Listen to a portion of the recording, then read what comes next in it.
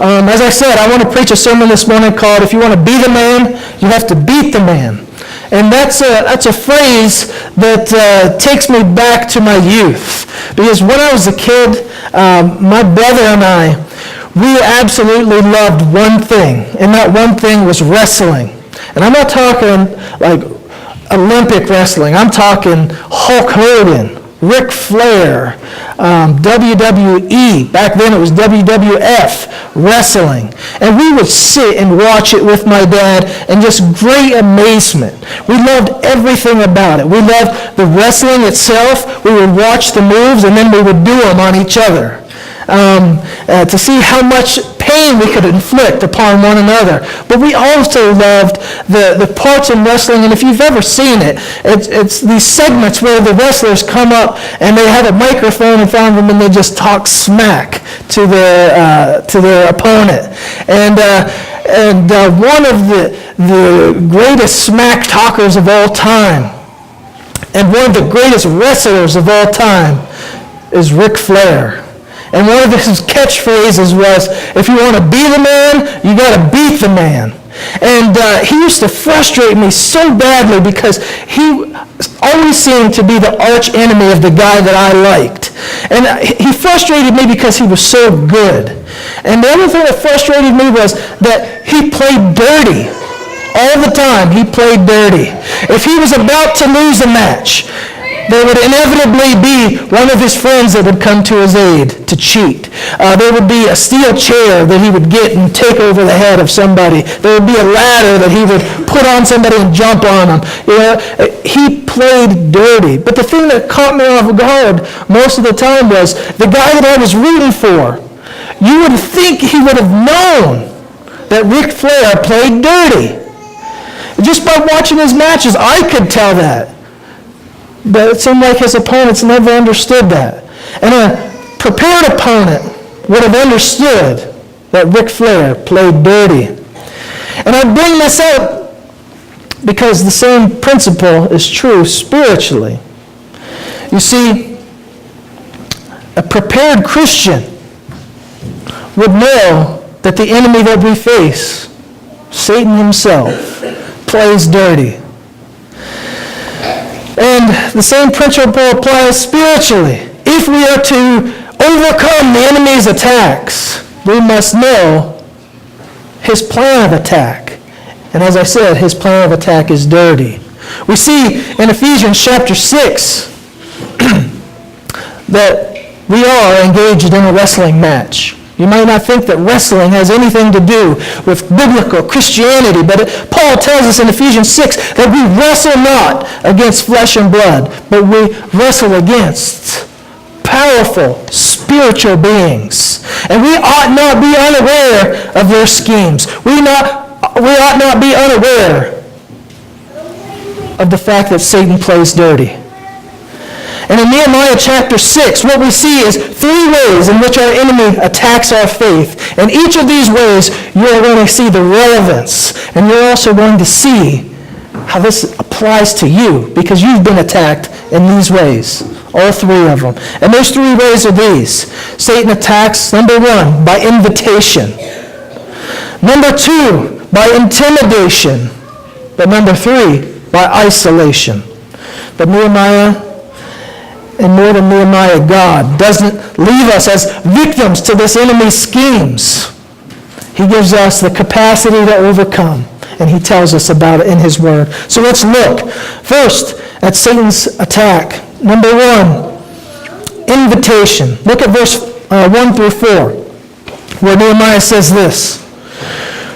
When the word came to Sanballat, Tobiah, and Geshem, the Arab, and the rest of our enemies, that I had rebuilt the wall, and not a gap was left, though at the time the gates hadn't been put in their place, Sanballat and Geshem sent me this message. Come, let us meet together in one of the villages on the plain of Ona. But they were scheming to harm me. So I sent my messengers with this reply. I am carrying on a great project and cannot go down. Why should I stop the work while I leave and go down to you? 4 times they sent me the same message, and each time I sent the same answer. An invitation,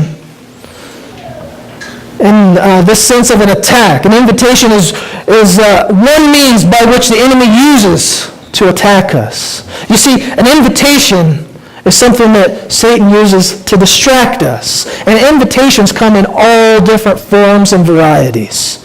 We have seen invitations, and many Christians have seen these invitations come from both secular as well as spiritual sources. An invitation could be something as simple as getting involved in too many activities. So much so that you become overwhelmed by your calendar. You wake up at the beginning of the week, and instead of being refreshed from the weekend, you see this mountain of obligations in front of you because you've become overwhelmed by those obligations. Why? Because you've accepted the invitation. And what does the invitation do? The invitation distracts. It detracts you from that which God has called you directly to serve Him. And I think of myself. There are so many things in my life that are able to distract me. Secular things, I love sports. I absolutely love football. I love baseball. I love golf. I love anything that you can compete at. Even if I'm not good at it, I want to compete with you so that I can try to beat you. And if I can't beat you, I'm going to try to beat you. And if I don't beat you, then I want to play again because maybe this time you'll get hurt and then I can beat you then. But not only in secular things am I distracted, but I'm also distracted by spiritual things as well. And you might think, how is that possible? How can spiritual things distract me? Well, let me tell you a story. I spent a year debating with men about a spiritual issue. The issue was Reformed theology. And you might not know what that is, but basically what it is there are some Christians that believe that there are a certain group of people that God loves. And then there are another group of people that God hates. The one group that He loves, He died for. The other group, they were created to be the kindling of the fires of hell. And there's nothing that they can do about it. Those that God hates can't be saved.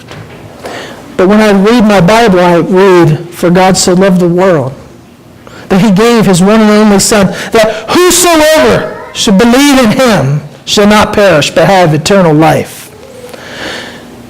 So for a year, I debated these guys.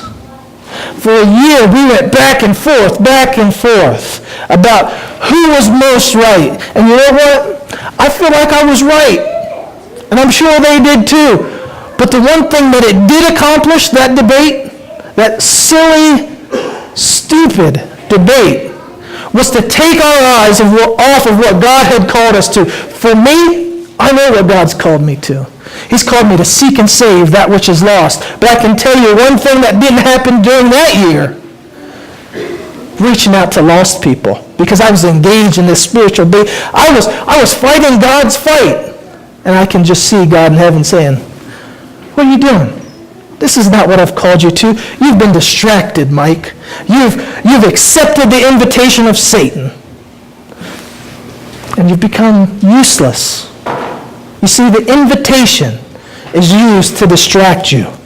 And for many Christians, many of you who are sitting here, you are overwhelmed this morning because you have become engaged in a myriad of morally neutral things.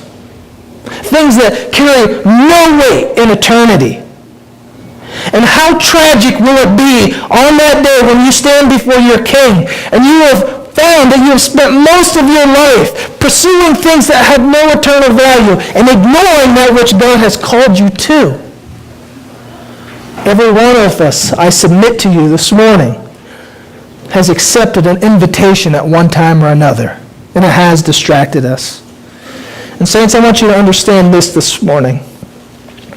I want you to understand that a full calendar or engaging in silly debates does nothing but distract us from our calling.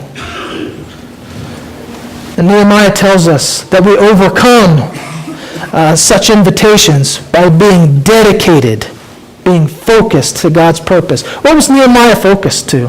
His focus was on rebuilding the wall. They sent him 4 invitations. Come, take a break.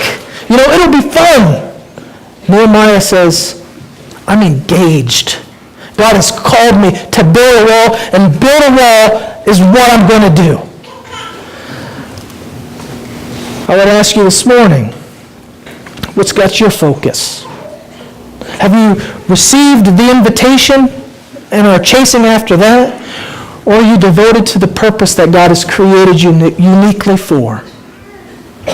James chapter 4, verse 7 says this. It says, resist the devil and he will flee. And we focus on that part, but the part that comes just before that says this. Submit yourself to God. Resist the devil and he will flee.